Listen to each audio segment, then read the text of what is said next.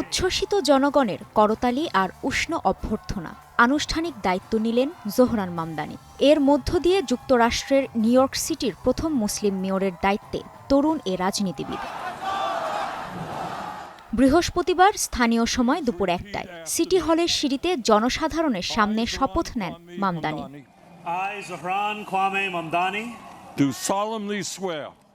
মামদানিকে শপথ বাক্য পাঠ করান মার্কিন সিনেটর বার্নি স্যান্ডার্স। শপথ বাক্য পাঠ করানোর আগে স্বাগত বক্তব্য রাখেন তিনি।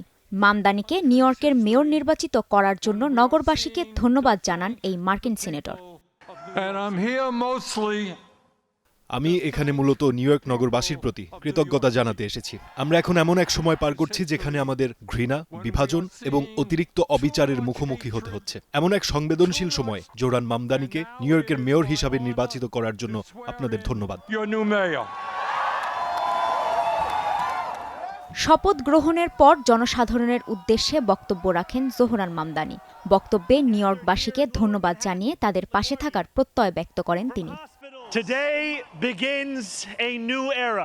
আমার প্রিয় নিউ ইয়র্কবাসী, আজ একটি নতুন যুগের সূচনা হলো। এই পবিত্র শপথ গ্রহণের দিনে আমি গভীরভাবে আবেগাপ্লুত। আপনারা যে আস্থা আমার উপর রেখেছেন তাতে আমি বিনীত। নিউ ইয়র্কের মেয়র হিসেবে আপনাদের সেবা করার সুযোগ পেয়ে আমি গর্বিত। কিন্তু আমি একা দাঁড়িয়ে নেই, আমি আপনাদের সঙ্গেই দাঁড়িয়ে আছি।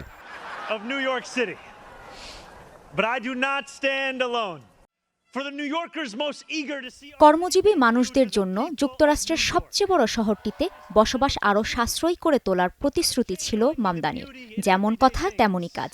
তার সেই অঙ্গীকারকে মাথায় রেখে শপথ গ্রহণের পরই নিউ ইয়র্কে আবাসনে আরও খরচ কম ও ভাড়াটিয়াদের সুরক্ষা জোরদার করতে ৩টি নির্বাহী আদেশে সই করেন মামদানি।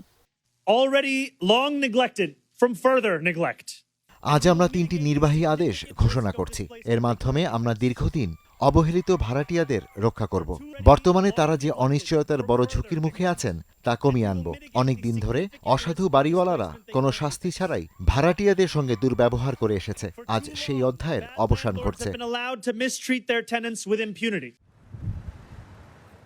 নির্বাহী আদেশগুলোর মধ্যে রয়েছে ভাড়াটিয়াদের সুরক্ষায় মেয়রের দপ্তর পুনরায় চালু করা, আবাসন উন্নয়ন দ্রুততর করতে একটি ভূমি তালিকা এবং অনুমোদন প্রক্রিয়া সহজ ও দ্রুততর করতে টাস্কফোর্স তৈরি করা। নগরবাসীর আশার চোখ এখন তার নেতৃত্বের দিকেই তাকিয়ে। তাদের প্রত্যাশা মামদানির তরুণ নেতৃত্বে নিউ ইয়র্ক এক ঐতিহাসিক রূপান্তরের পথে এগিয়ে যাবে। কাজী শাহরিন, স্টার নিউজ।